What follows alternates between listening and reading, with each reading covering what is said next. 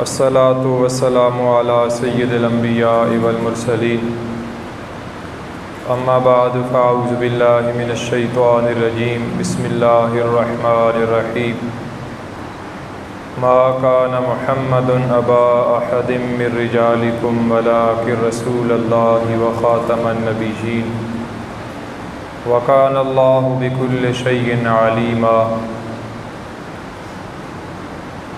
क़ाल नबी सल्लल्लाहु तआला अलैहि व आलिहि वसल्लम हुब्बुक शय्या यौमी व युसिम सदक़ल्लाहु मौलानल अज़ीम। इन्नल्लाहा व मलाइकतहु युसल्लूना अलन नबी या अय्युहल्लज़ीना आमनू सल्लू अलैहि व सल्लिमू तस्लीमा। अस्सलातु वस्सलामु अलैका या सय्यदी या रसूलल्लाह व अला आलिका व अस्हाबिका या रहमतल लिल आलमीन। अस्सलातु वस्सलामु अलैका या सय्यदी या रसूलल्लाह व अला आलिका व अस्हाबिका या जद्दल हसन वल हुसैन या साहिबल जमाल व या सय्यदल बशर मिन वजहिकल मुनीर लक़द नुव्विरल क़मर ला युमकिनु सनाउ कमा कान हक़्क़ुहु बाज़ अज़ खुदा बुज़ुर्ग तू ही क़िस्सा मुख्तसर। अल्लाह ताला का बेशुमार फ़ज़ल व करम है जिसने हम सब को बेशुमार नेमतों से नवाजा। आज का हमारा उन्वान अक़ीदे ख़त्म नबूवत के हवाला से है कि ख़त्म नबूवत के हवाला से एक मुसलमान का अक़ीदा क्या होना चाहिए, और वो लोग जिन्होंने ख़त्म नबूवत की खातर बड़ी कुर्बानियाँ दी। मैं और आप हम तो इस माहौल में बैठे हैं कि पंखे लगे हैं, जब सर्दी का मौसम हो तो हीटर लगे हैं, बैठने के लिए कालीन मौजूद है, आराम सुकून के साथ थोड़ी देर के लिए आए, हमने ज़िक्र किया, ज़िक्र सुना।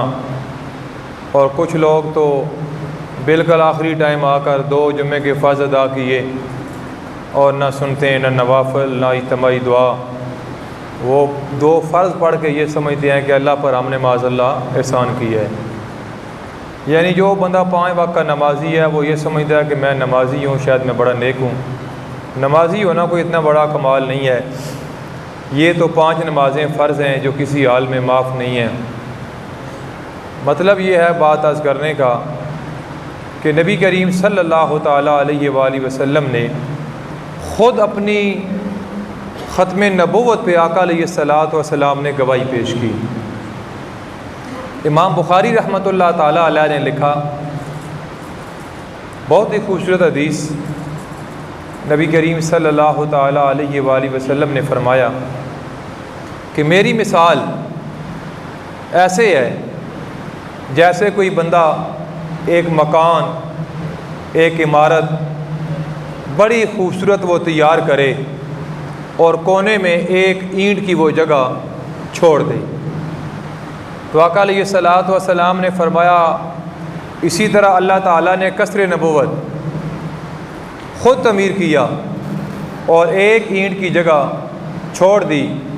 वो आखिरी ईंट जो थी, आका अलैहिस्सलातु वस्सलाम ने फ़रमाया जब मैं आखिर ज़मान नबी बन के आ गया तो वो कसर नबूवत तकमील हो गई, मुकम्मल हो गया, कंप्लीट हो गया। अब कोई उसके ऊपर गुंजाइश ही नहीं है ईंट लगाने की। अगर कोई कोशिश करेगा या तो दरमियान में से एक ईंट को निकाल के फिर लगाएगा और या ईंट के ऊपर ही ईंट लगाएगा। जब ईंट के ऊपर ईंट लगेगी तो वो भी खूबसूरती नहीं पहले वाली रहेगी।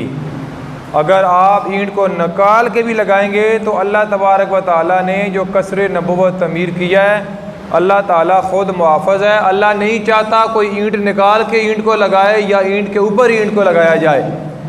तो लिहाजा ख़त्म नबूवत वाला मामला जब नबी करीम सल्लल्लाहु ताला अलैहि वसल्लम तशरीफ़ ले आए तो आका अलैहिस्सलातु वस्सलाम ने फ़रमाया ला नबी बादी, कि मेरे बाद कोई नबी नहीं, आना ख़ातमुन नबिय्यीन, कि मैं आखिर ज़मान नबी हूँ।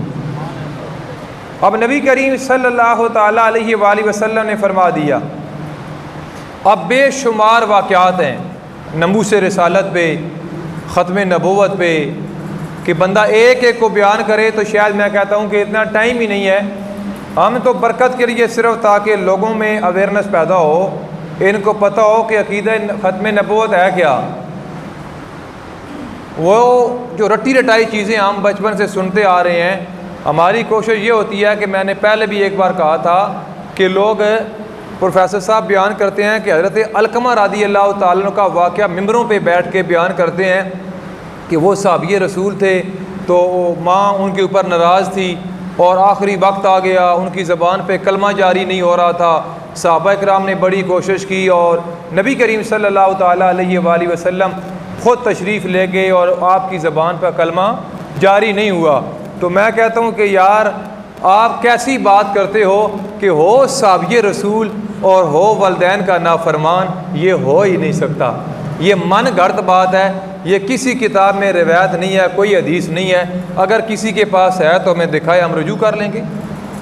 हैं जी, लोग बयान करते हैं कि नबी करीम सल्लल्लाहु ताला अलैहि वसल्लम गुजरते थे और बूढ़ी अल्लाह के महबूब अलैहिस्सलातु वस्सलाम पे माज़अल्लाह कूड़ा फेंका करते थे, कि ये केला नहीं था, ख्वाजा अवैस करने के लिए अल्लाह ताला ने ये केला उतारा। यानी ऐसी ऐसी बातें, कोई 10 बीवियों की कहानी पढ़ रहा है कि ये 10 बीवियों की कहानी है, ये कहानी औरतें ही सुने, इसके लड्डू औरतें ही खाएं। तो ऐसे काम कि जिनका इस्लाम के बड़ा दूर दराज का कोई तल्लक वास्ता नहीं है, लेकिन हम कहते हैं यार हमने सुना है, हमने सुना है। भाई आपने सुना है, इसमें हमारा कोई कसूर नहीं, आप कोई हरफ आखर नहीं है। हज़रत उमर रज़ी अल्लाह ताला अन्हु ने इल्म के मैदान में कई मामलात ऐसे हैं कि आपने रुजू किया है। हज़रत उमर रज़ी अल्लाह ताला अन्हु जैसी शख्सियत जिनके बारे में सरकार ने फरमाया मैं आखिरी नबी हूँ, ला नबी बादी, मेरे बाद कोई नबी नहीं, लेकिन अगर मेरे बाद कोई नबी होता तो उमर बिन खत्ताब की ज़ात होती। कई मसले ऐसे हैं कि आपने फरमाया यार मुझे इनके बारे में पता नहीं था, मैं रुजू करता हूँ। किरात के मामले में भी और बेशुमार ऐसे मामलात हैं, कोई हरफ आखर नहीं होता। भाई आज तो फितना फसाद का दौर है कि नबी करीम सल्लल्लाहु ताला अलैहि वसल्लम, लोग कहते हैं कि इस्लाम अमन का दर्स देता है। हमने कब कहा कि इस्लाम अमन का दर्स नहीं देता? हमने कहा कि इस्लाम अमन का दर्स देता है, लेकिन इस्लाम अमन का किस वक्त दर्स देता है? जब हज़रत बिलाल रज़ी अल्लाह ताला अन्हु काबे की छत पे खड़े होकर अजान दे रहे थे। जब हज़रत बिलाल रज़ी अल्लाह ताला अन्हु को मार पड़ रही थी, फिर इस्लाम अमन का दर्स नहीं दे रहा था। फिर इस्लाम बदर में भी लेके गया, इस्लाम ओहद में भी लेके गया, इस्लाम खंदक में भी लेके गया। नबी करीम सल्लल्लाहु ताला अलैहि वसल्लम 27 गज़वात जिनके अंदर आका अलैहिस्सलातु वस्सलाम ने ख़ुद शिरकत की हो, उसको गज़वा कहा जाता है। 27 मरतबा नबी करीम सल्लल्लाहु ताला अलैहि वसल्लम ख़ुद तलवार लेके मैदान में हाज़िर हुए। अगर इस्लाम अमन का दर्स देता तो सरकार सिर्फ दुआ ही कर देते, क्या ज़रूरत थी 27 मरतबा जंग में जाने की, जिहाद पर जाने की। और नबी करीम सल्लल्लाहु ताला अलैहि वसल्लम 10,000 सहाबा को लेके आका अलैहिस्सलातु वस्सलाम जब मक्का फ़तह हुआ, नबी करीम सल्लल्लाहु ताला अलैहि वसल्लम ने तो ऐलान फरमा दिया था कि मैं आज सब के लिए माफ़ी का ऐलान करता हूँ कि जो हथियार फेंक दे उसके लिए भी अमान है, जो अबू सुफियान के घर दाखिल हो जाए उसके लिए भी अमान है। नबी करीम सल्लल्लाहु ताला अलैहि वसल्लम ने माफ़ी का ऐलान किया है ना, लेकिन गुस्ताख़ रसूल के लिए कोई माफ़ी नहीं। गुस्ताख़ रसूल की एक ही सज़ा, सर तन से जुदा, सर तन से जुदा। कि नबी करीम सल्लल्लाहु ताला अलैहि वसल्लम ने देखा एक कुतिया, उसने बच्चे दिए हुए थे। पंजाबी जो है ना कि कुत्ती सुई सी, वो अपने बच्चों दूध पिला रही सी। तो नबी करीम सल्लल्लाहु ताला अलैहि वसल्लम ने एक सहाबी को बुला के फरमाया कि आप यहाँ खड़े हो जाएं, आप यहाँ खड़े हो जाएं, आप पहरा दें। एक जानवर है बच्चों को दूध पिला रहे हैं और आका अलैहिस्सलातु वस्सलाम एक सहाबी की ड्यूटी लगाई, फरमाया यहाँ खड़े हो जाओ, 10,000 सहाबा का लश्कर गुजरेगा, कहीं इस तरह ना हो कि इस जानवर को, इस कुतिया को वो लश्कर वाले पाँव के नीचे दे के रोंद ना डालें। इसकी हिफाजत के लिए आप खड़े हो जाओ। 10,000 का लश्कर गुजर गया, लेकिन कुतिया को कोई नुकसान नहीं पहुंचा। वो अपने बच्चों को दूध पिला रही थी, लेकिन इब्ने ख़तल जो था वो गुस्ताख़ रसूल था। वो काबा शरीफ के अंदर, बैतुल्लाह शरीफ के ग़िलाफ़ के अंदर वो छुपा हुआ था, और एक तरफ बैतुल्लाह शरीफ की दीवार थी और एक तरफ काबे का ग़िलाफ़ था।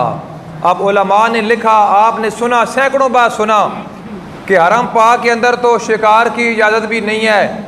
आपके सर में अगर जूं है ना, जूं खटमल जिसको उर्दू में कहते हैं, वो भी आप मार नहीं सकते हरम पाक की हुदूद के अंदर। लेकिन आज ये गुस्ताख़ रसूल ये काबा शरीफ की दीवार के साथ अपने आप को छुपाया हुआ है। एक तरफ काबे की दीवार है और एक तरफ काबे का ग़िलाफ़ है। सहाबा इकराम ने अर्ज़ किया, आका अलैहिस्सलातु वस्सलाम, फ़िदा का भी यौमी या रसूल अल्लाह सल्लल्लाहु ताला अलैहि वसल्लम। अब हमारे लिए क्या हुक्म है कि इब्ने ख़तल जो है वो बैतुल्लाह शरीफ की दीवार की एक तरफ है, एक तरफ काबे का ग़िलाफ़ है, हरम पाक की हुदूद है।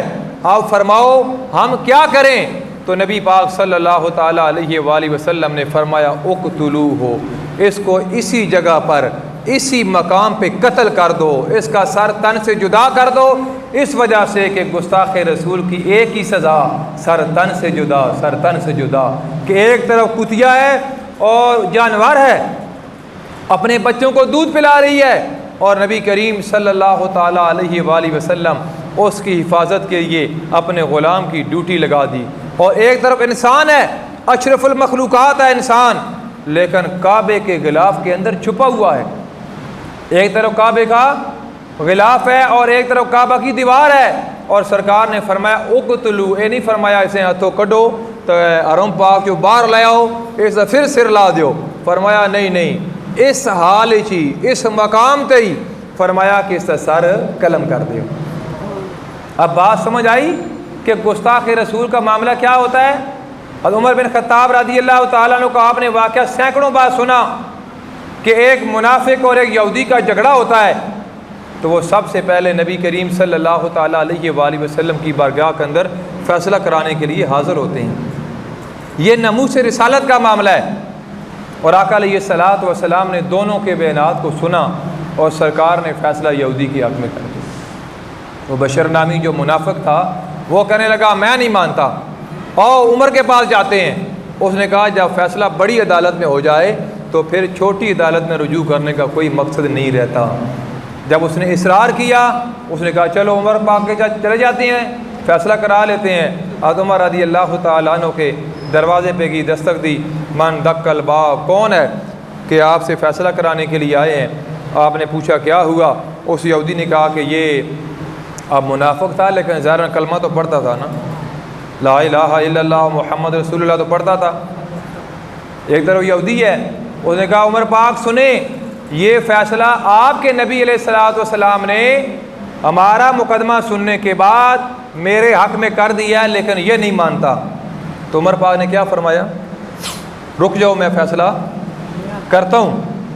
आप तलवार ले आए और आपने एक ही वार किया और सर कलम कर दिया, सर तन से जुदा कर दिया।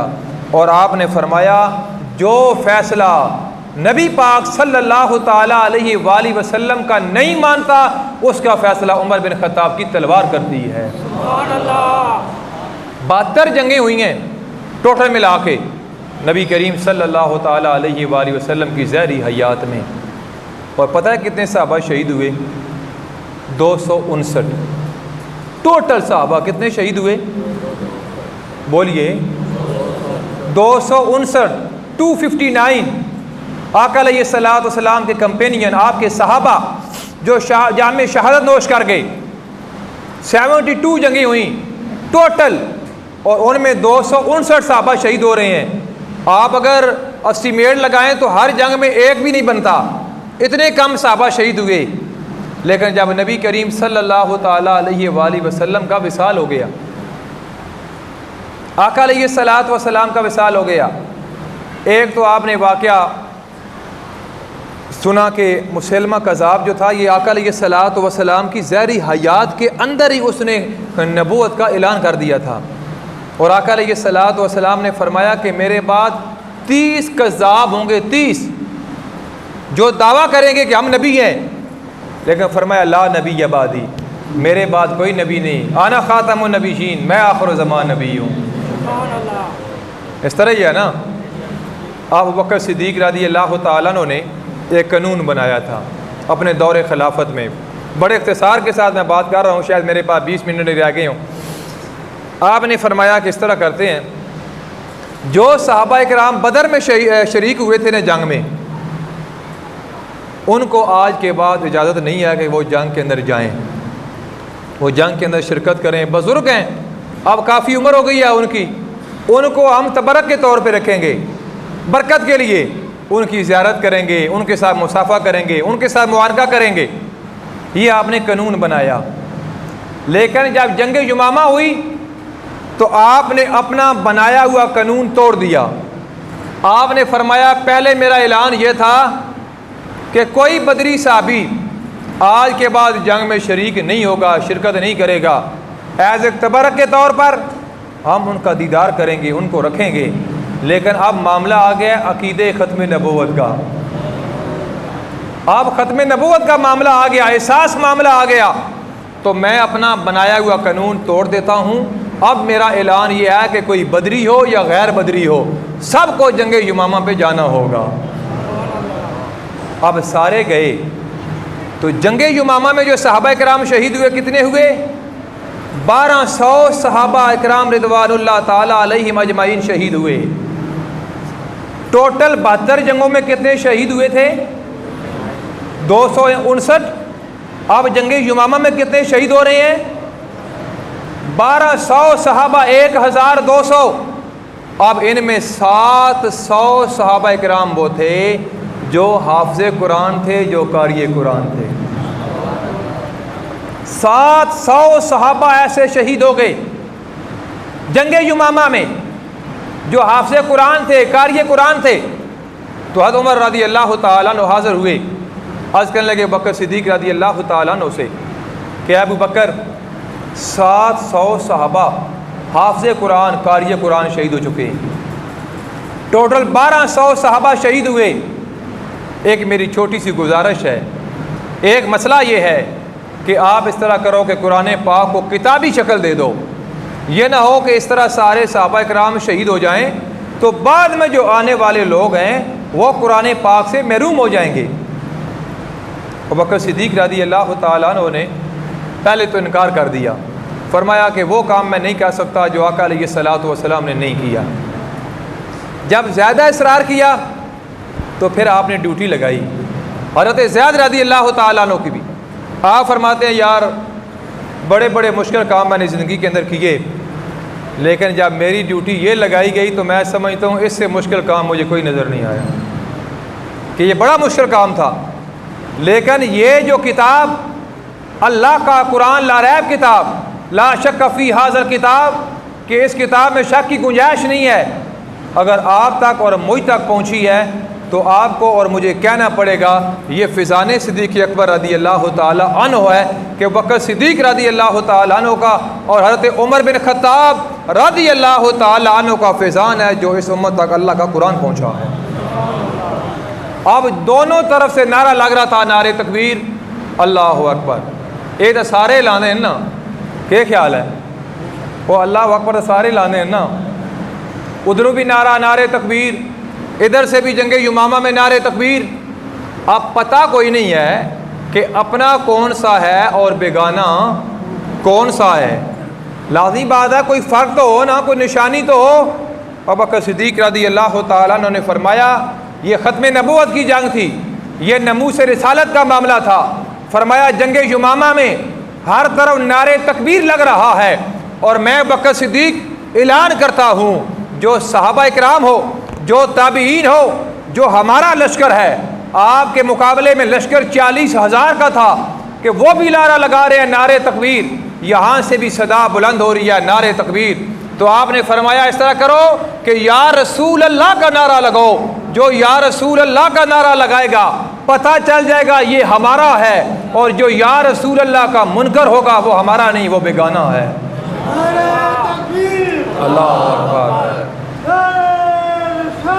या रसूल अल्लाह या। ये नमूस रिसालत की जंग लड़ी जा रही थी।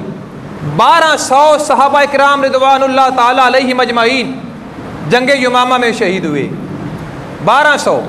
और हज़रत वैशी रज़ी अल्लाह ताला फरमाते हैं कि यार अगर मैंने ना अपनी ज़िंदगी के अंदर ओहद के मैदान पर नबी करीम सल्लल्लाहु ताला अलैहि वसल्लम के चचा सैयदुश शुहदा अमीर हमज़ा रज़ी अल्लाह ताला अन्हु को शहीद किया था, तो मैं समझता हूँ कि सबसे ज़्यादा नेक, सबसे ज़्यादा अच्छा इंसान अमीर हमज़ा रज़ी अल्लाह ताला अन्हु की ज़ात थी, जिनको मैंने नेज़ा मार के शहीद किया था। लेकिन आज जंग यमामा में हज़रत वैशी रज़ी अल्लाह ताला अन्हु शरीक थे। आप फरमाते हैं मैंने नेज़ा मारा और मुसलमा कज़ाब को वासिल जहन्नम कर दिया, और आज मैं फ़ख्र महसूस कर रहा हूँ अगर आका अलैहिस्सलातु वस्सलाम के चचा को ओहद के मैदान में सैयदो शुहदा अमीर हमज़ा रज़ी अल्लाह ताला अन्हु को मैंने शहीद किया था, और आज सबसे बुरा और सबसे बदबख्त इंसान को मैंने वासिल जहन्नम भी किया है। नबी करीम सल्लल्लाहु ताला अलैहि वसल्लम का जब विसाल हो गया तो बकर सिद्दीक़ रज़ी अल्लाह ताला अन्हु आप खलीफा बने, और आपने पहला खुतबा दिया ना, आपने फरमाया लोगों खुदा की कसम मुझे खिलाफत में कोई दिलचस्पी नहीं है, कोई दिलचस्पी नहीं है, मैंने कभी इजहार नहीं किया, लेकिन आपने बहुत बड़ी ज़िम्मेदारी मेरे ऊपर, मेरे सर पर रख दी है। बस मैं अल्लाह की ज़ात पे तवक्कल करता हूँ, अगर अल्लाह ने चाहा तो इंशाअल्लाह इस ज़िम्मेदारी को मैं निभाने की कोशिश करूँगा। ये आपके अल्फाज थे। अब मज़े की बात, आका अलैहिस्सलातु वस्सलाम ने फरमाया इत्तकू फ़िरासतल मुमिन फ़इन्नहु यनज़ुरु बिनूरिल्लाह, कि मोमन के अल्लाह से वो नूर से डरो, कि मोमन जो अल्लाह का होता है ना, नूर दिया हुआ मोमन देख लेता है। तो उमर बिन ख़त्ताब रज़ी अल्लाह ताला अन्हु से बड़ा मोमन कौन था? आप मस्जिद नबवी शरीफ के बाहर बैठे हैं और बकर सिद्दीक़ रज़ी अल्लाह ताला अन्हु मस्जिद नबवी शरीफ के अंदर हैं, दीगर सहाबा भी थे, और मदीना मुनव्वरा कोई बहुत बड़ा शहर नहीं था। कई तो कहते हैं कि जितना आज हरम पाक की हदूद है ना, टोटल पुराने मदीने की आबादी इतनी थी, वो इतना बड़ा शहर नहीं था। और उमर पाक ने देखा कि नौजवान आ रहा है तो सवारी पे है, आप देखते रहे, जो ही मस्जिद नबवी शरीफ करीब आया ना तो सवारी को बांध के मस्जिद नबवी शरीफ के अंदर जा रहा था। अब जिस तरह आप लोग जुमा पढ़ने आए हो, किसी ने गाड़ी खड़ी की, किसी ने मोटरसाइकिल लॉक किया, अब बंदा मस्जिद के अंदर आ रहा है तो देखने वाला समझ आ रहा है कि अल्लाह के घर में जा रहा है। अब उमर पाक रज़ी अल्लाह ताला देख रहे हैं कि नौजवान सवारी पे आ रहा है, और आके सवारी को बांधा, और बांध के जो ही मस्जिद नबवी शरीफ में जाने लगा ना, आपने फरमाया नौजवान अस्सलाम वालेकुम। वो कहता है वालेकुम सलाम। आपने फरमाया तेरे चेहरे से लगता है कि तू मदीने का रहने वाला नहीं है, कहीं दूर से आया है। वो हज़रत उमर पाक का ज़िक्र सुन के आग छोड़ो सुभान अल्लाह। यार ये सवारी सुभान अल्लाह से रथ नहीं जा रही, ये वीडियो बन रही है, लोग यूट्यूब पे बड़े लोग सुनते हैं, तो फिर कई आने बड़े ज़ौक़ वाले बंदे हैं, तो अगर ना आखो तो फिर आने यार इतने अच्छा बयान हो रहा था, यार सुभान अल्लाह ही कम अज़ कम आख दो यार। और उमर पाक आपसे बड़ा कौन कलंदर है भाई? आपने चेहरा देख के फरमाया कि बंदा हथों का रहने वाला नहीं, फरमाया कि दूर तो आया।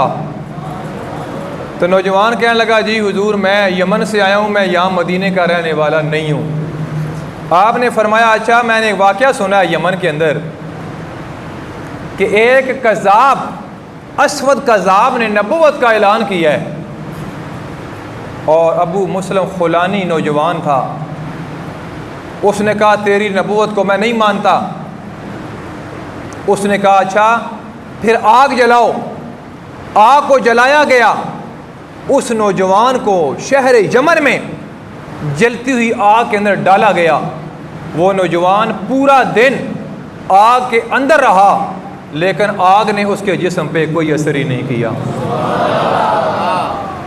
जानता है, एक रिवायत के अंदर है कि उन्होंने टालने की कोशिश की, नाम कोई और बताया, तो आपने फरमाया नहीं, तेरे सामने कोई आम बंदा नहीं खड़ा, फ़ारूक आज़म की ज़ात खड़ी है।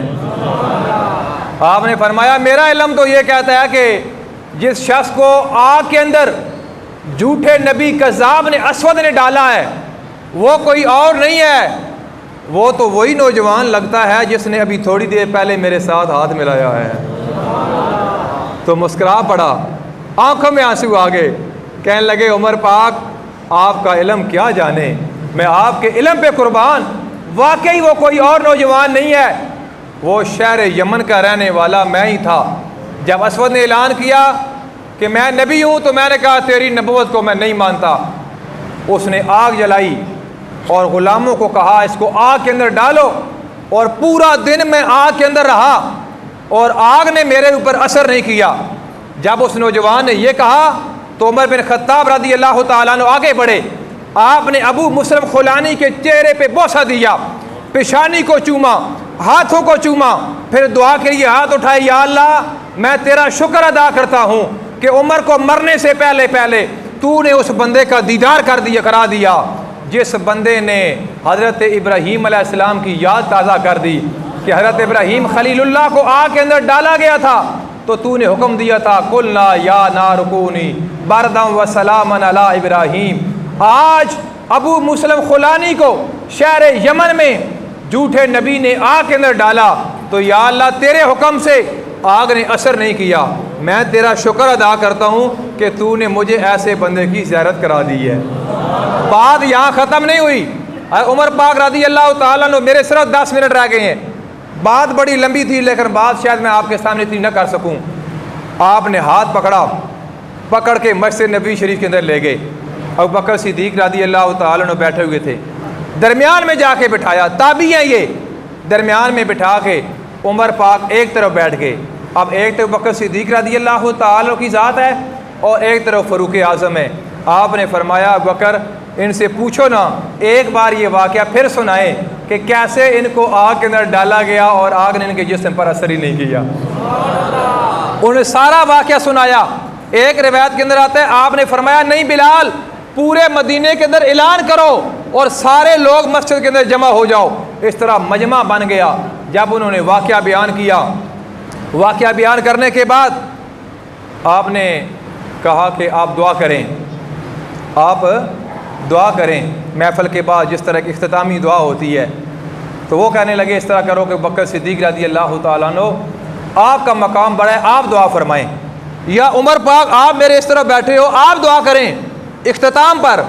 आप दोनों ने फरमाया नहीं नहीं, अबू बकर सिद्दीक़ का मकाम अपनी जगह पर, फ़ारूक आज़म का मकाम अपनी जगह पर, लेकिन आज मस्जिद नबी शरीफ के अंदर इस अक़ीदे ख़त्म नबूवत को जो हमने वाक़या सुना, जो हमने नशिस्त की, इसके इख्तिताम पर ना अबू बकर सिद्दीक़ दुआ करेंगे ना उमर बिन खत्ताब दुआ करेंगे।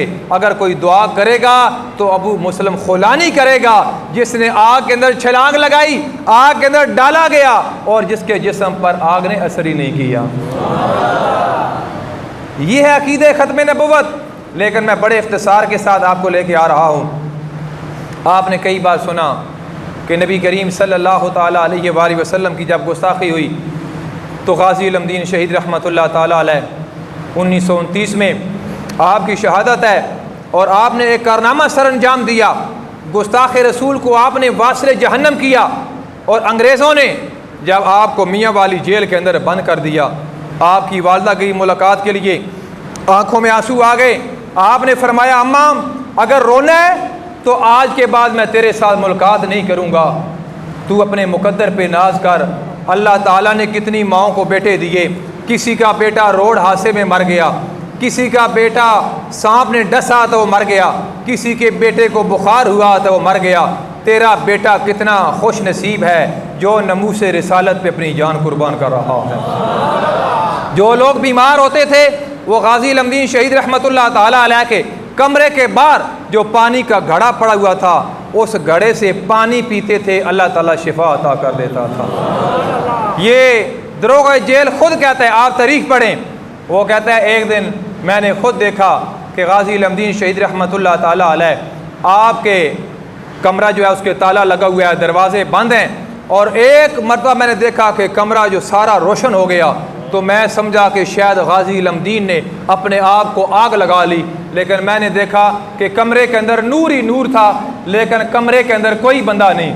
थोड़ी देर के बाद फिर मैंने देखा कि गाजी लमदीन शहीद रहमतुल्लाह ताला अलैह कमरे के अंदर मौजूद थे। मैंने हाथ जोड़ के मिन्नत समाजत की। मैंने कहा हुजूर आप कहाँ गए? आपने फरमाया इस राज को रहने दो, इस राज को रहने दो। तो मैं फिर रो पड़ा। मैंने कहा गाजी साहब ये राज अपने सीने में लेके दुनिया से न जाएं, ये राज मेरे सामने ज़ाहिर करें। वही बात अल्लामा इकबाल वाली कि अल्लामा इकबाल रात को सर्दियों की रात है, आपका ग़ुलाम अली कहता है कि मैंने देखा अल्लामा इकबाल नहा धो के कपड़े नए लगा के खुशबू लगा के कमरे के अंदर टहल रहा है। यूँ महसूस होता है कि किसी आने वाले का इंतज़ार है। कि रात 12 बजे मैंने देखा एक नूरानी चेहरे वाला अल्लामा इकबाल के कमरे में इंटर होता है।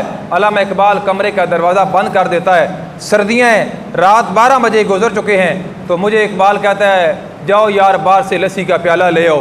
तो मैंने कहा यार इकबाल का दिमाग ख़राब हो गया, एक सर्दियाँ एक तो 12 हो गए, इस वक्त कौन लस्सी लेके खड़ा होगा। लेकिन मैं जब बाहर निकला एक बाबा लस्सी बना रहा था तो मुझे देख के कहता है इकबाल ने भेजा है लस्सी लेने आओ, जल्दी आओ ये प्याला लस्सी का ले जाओ। बहरहाल हुक्म था, मैं लस्सी का प्याला लेके मैं आ गया। अल्लामा इकबाल रहमतुल्लाह ताला अलैह मुसव्वरे पाकिस्तान आपके हवाले मैंने किया। कुछ देर गुफ्तगू होती रही, वो नूरानी चेहरे वाले चले गए। तो मैंने कदम पकड़ लिए इकबाल के। मैंने कहा इकबाल बताओ ये नूरानी चेहरे वाला कौन आया था, ये बाबा कौन है जिसने मुझे लस्सी दी है। इकबाल ने मुझे मुक्का मारा, और मुक्का यही अल्फाज है किताब के अंदर, मुक्का मार के अल्लामा इकबाल कहता है जा अपना काम कर। ग़ुलामों का काम होता है ग़ुलामी करना, नौकरों का काम होता है अपनी नौकरी करना, अपने काम के साथ काम रखना, तुझे क्या लगे। तो मैंने कदम पकड़े। मैंने कहा अल्लामा इकबाल खुदा की कसम तेरे कदम उस वक्त तक मैं नहीं छोड़ूंगा जब तक तू नहीं बताएगा तेरे कमरे के अंदर कौन आया था। दरम्यान वाले सुभान अल्लाह आग छोड़ दें, कोने वाले थोड़े आने जो साड़ा दाल लगे आ चलो दूर बैठे खैर चल रहा सी, उची आखो सुभान अल्लाह यार। मैं सो अक्सर आंदा ना कि स्वाड़ी मैनी बख्श नमाज़ें वजह तो कौन नहीं होनी, ना रोज़े वजह तो ना ज़कात ना सदके ना आई तो ना उमरे। स्वाड़ी मैनी अगर बख्शिश होनी है ना तो ये अल्लाह के महबूब का असी नारा पे मारने आना इस जिक्र की वजह तो पैंतन पाक आले रसूल आले बैत सहाबा इकराम जिन्होंने नारे मार रहे हैं इंशाअल्लाह साड़ी बख्शो इसी वजह तो होनी है। मेरा वक्त बहुत थोड़ा रह गया लेकिन मेरा उन्वान शायद अदा भी ना हुआ है। अच्छा उसने कदम पकड़ लिए तो इकबाल ने कहा इस तरह करो मेरे साथ वादा कर जब तक अल्लामा इकबाल जिंदा है तू किसी को नहीं बताएगा, जब मैं दुनिया से चला जाऊँ तो बेशक हर बंदे को बता दे। उसने कहा मुझे मंजूर है। तो अल्लामा इकबाल ने कहा कि मेरे कमरे के अंदर जो आया था वो कोई लाहौर का रहने वाला नहीं था, वो ख्वाजा गरीब नवाज ख्वाजा मोइनुद्दीन अजमेरी चिश्ती रहमतुल्लाह ताला अलैह की ज़ात थी। और जिन्होंने तुझे लस्सी दी है वो कोई लस्सी वाला बाबा नहीं था, वो कोई ठेला लगा के नहीं बैठा था, वो दाता अली हुजवरी रहमतुल्लाह ताला अलैह की ज़ात थी। जब पूछा गया गाजी लमदीन शहीद रहमतुल्लाह ताला अलैह से आप कहाँ गए, आपने पहले तो फरमाया कि यार छोड़ो। जब उसने इसरार किया तो आपने फरमाया मेरे कमरे के अंदर मूसा अलैहिस्सलाम आए और मुझे आके कहने लगे कि रोज़ाना मैं देखता हूँ कि नबी करीम सल्लल्लाहु ताला अलैहि वसल्लम अपने सहाबा की मजलिस में रोज़ तेरा जिक्र करते हैं। आज मैं देख करता हूँ कि वो कौन सा गाजी लमदीन है जिसका जिक्र ज़हरा के बाबा अपने ग़ुलामों के सामने कर रहे होते हैं। आज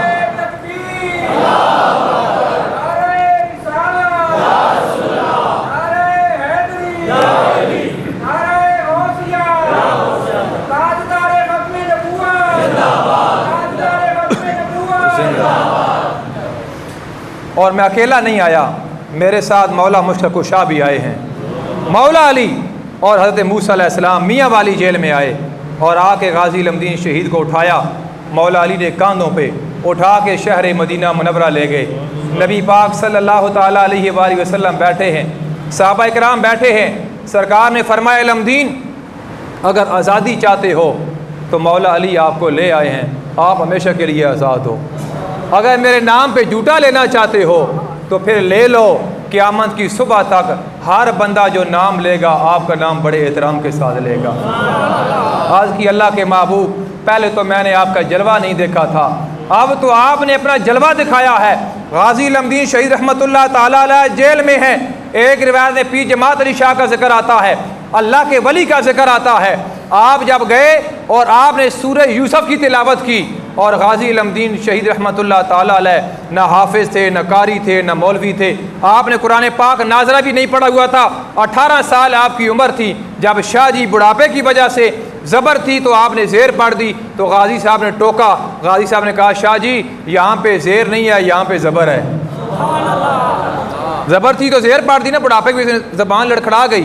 तो गाजी साहब टोक के कहते हैं कि शाह जी नहीं जी नहीं, यहाँ पे जो है ना कि वो ज़ेर नहीं बनती, यहाँ पे ज़बर है। आप हक्का बक्का रह के गाजी साहब आप हाफिज नहीं है, आपने कुरान देख कर नहीं पढ़ा हुआ। आपने आज की शाह जी मैं पढ़ा हुआ तो नहीं था, लेकिन जब मियाँ वाली जेल के अंदर आया हूँ अल्लाह के महबूब यहाँ तशरीफ़ लाए और मुझे कुरान का हाफिज बना दिया है। जब आपकी शहादत होती है, मेरे 2-3 मिनट है, मैं कितनी बातें 2-3 मिनट में करूँगा कि आपकी शहादत होती है तो अंग्रेज़ ने मियाँ वाली लावारसों के कब्रिस्तान में आपको दफन कर दिया, लेकिन आपकी आरजू थी कि मुझे मियानी कब्रिस्तान लाहौर में दफन किया जाए। अल्लामा इकबाल रहमतुल्लाह ताला अलैह ने कोशिश की, कायद आज़म मोहम्मद अली जिन्ना रहमतुल्लाह ताला अलैह की कोशिश, आपके वकील थे, बम्बई से पाकिस्तान आए थे, इस मुल्क में आए थे आपका मुकदमा लड़ने के लिए। और इल्मदीन डिफेंस कमेटी जो बनी, अल्लामा इकबाल ने चेक बुक जब चंदा मांगा था बाबा कायद आज़म से, तो बाबा कायद आज़म ने चेक बुक सादी अल्लामा इकबाल के सामने रखी। तो कहने लगे कि इकबाल चंदा अपने लिए नहीं मांगा, आशिक़ रसूल के लिए मांगा है, जितना तू लिखेगा अल्लामा इकबाल को उतना चंदा बाबा कायद आज़म दे देगा। अच्छा, 15 दिन यहाँ आप दफन रहे और 15 दिन के बाद आपकी कोशिश, आपकी कावश रंग ले आई। जब आपकी डेड बॉडी को लाहौर में लेके जाया गया तो 5 लाख बंदा 1929 में लाहौर में इकट्ठा हुआ। अल्लामा इकबाल पहली साफ में खड़े हैं, बाबा कायद आज़म मोहम्मद अली जिन्ना पहली साफ में खड़े हैं और मुसल्ले पे पीर सैयद दीदार अली शाह रहमतुल्लाह ताला अलैह, आला हज़रत शाह अहमद रज़ा ख़ान बरेलवी रज़ियल्लाहु ताला अन्हु के खलीफा थे। आप मुसल्ले पे खड़े हैं और पीर जमात अली शाह रहमतुल्लाह ताला अलैह आप जनाजे के साथ साथ जा रहे हैं और आपने फरमाया, लोगों मैंने अपनी ज़िंदगी के अंदर बड़े जनाजे पढ़ाए, मैंने अपनी ज़िंदगी के अंदर बड़े जनाजे पढ़े, कभी मेरे दिल के अंदर आरजू पैदा नहीं हुई, लेकिन आज इल्मदीन को इस चरपाई पे लेटा हुआ देख के मैं सैयद आले रसूल पीर जमात अली शाह के दिल में आरजू पैदा हो रही है। काश इस चरपाई पे लेटने वाला इल्मदीन ना लेटा होता, पीर जमात अली शाह लेटा होता। अब सफ़े बांध गई, अब मुसल्ले पे जनाजा तैयार है, पीर दीदार अली शाह रहमतुल्लाह ताला अलैह मुसल्ले पे गिरते हैं और आप बेहोश हो जाते हैं। पानी का छिड़काव किया जाता है। जब शाह जी होश में आते हैं, बाबा कायद आज़म मोहम्मद अली जिन्ना पहली साफ में है, अल्लामा इकबाल पहली साफ में है, बड़े बड़े अल्लाह के नेक बंदे पहली साफ में खड़े हैं। तो पूछते हैं शाह जी क्या हुआ? शाह जी कहते हैं, खुदा की कसम सारी ज़िंदगी अल्लाह के महबूब की हदीस को पढ़ा, सारी ज़िंदगी अल्लाह के महबूब की हदीस को पढ़ाया, लेकिन सरकार का दीदार नसीब ना हुआ। आज मैं अपनी आंखों के साथ देख रहा हूँ कि गाजी इल्मदीन शहीद रहमतुल्लाह ताला अलैह के जनाजे में पहली सफ में मैंने देखा अल्लाह के महबूब खुद खड़े थे। अब जनाजा होता है, सलाम फिरता है, अल्लामा इकबाल दौड़ पड़ता है। मियानी कब्रिस्तान कभी लाहौर आपका जाना हो तो ज़रूर आप वहाँ जाएं, आपको ये अल्फाज याद आएंगे। उस कब्र के अंदर अल्लामा इकबाल ख़ुद उतरा और उतर के कहता है, हर काम में आप बाजी ले गए हो, लेकिन ये आखिरी काम जो है ये गाजी इल्मदीन को कब्र के अंदर मैं अपने हाथों के साथ उतारूँगा। आशिक़ रसूल को उठा के अल्लामा इकबाल के हाथों पे रखा जाता है और अल्लामा इकबाल लोग सेकुलर कहते हैं, मैं कहता हूँ इकबाल को आपने पढ़ा ही नहीं। अल्लामा इकबाल का कलाम और शाह रज़ा ख़ान बरेलवी का कलाम और मियाँ मोहम्मद का कलाम हो या मेर अली का हो, आपने कलाम पढ़ के आपको समझ नहीं आएगा। इस कलाम के लिए आपको एक उस्ताद की ज़रूरत है। थोड़े पैसे खर्च करें, जिस तरह फिज़िक्स पढ़ते हैं, केमिस्ट्री पढ़ते हैं, आप इंग्लिश पढ़ते हैं, मैथ पढ़ते हैं, इस तरह 1 महीने के लिए टीचर रखें जो आपको ये कलाम समझाए कि इसके अंदर जिक्र क्या है, तो 1 महीने के बाद फिर आपको समझ आएगी। लेकिन मेरा टाइम हो गया है, मैं बात यहाँ ख़त्म कर रहा हूँ कि अल्लामा इकबाल ने कहा आशिक़ रसूल को मेरे हाथों पे रखो, रखा गया। कब्र में एक पड़ी लगाई, दूसरी लगाई, एक रह गई। इकबाल ने कहा सारे कब्र से बाहर निकल जाओ, मैंने आशिक़ रसूल को एक बात करनी है, एक पैगाम देना है। लोग कहते हैं नबी सुनता नहीं है। इकबाल तेरा बड़ा अकीदा अजीब है, तू कहता है मैंने गाजी इल्मदीन को पैगाम देना है। जब सारे निकल गए तो इकबाल कहता है इल्मदीन तेरी आरज़ू ये थी कि मुझे मियानी कब्रिस्तान में दफन किया जाए, तो मैंने कोशिश करके तेरी आरज़ू को पूरा कर दिया है। अब आखिरी पड़ी लगा के मट्टी डाल के मैं कब्र से बाहर निकल जाऊंगा, और मेरा पैगाम यह है कि जब अल्लाह के महबूब कब्र के अंदर तशरीफ़ लाएँ तो अल्लामा इकबाल का सलाम अल्लाह के महबूब की बारगाह के अंदर। बात मेरी बड़ी लंबी थी, मुझे टाइम इजाज़त नहीं देता, मैंने बात भुट्टो दौर की करनी थी। आज शाम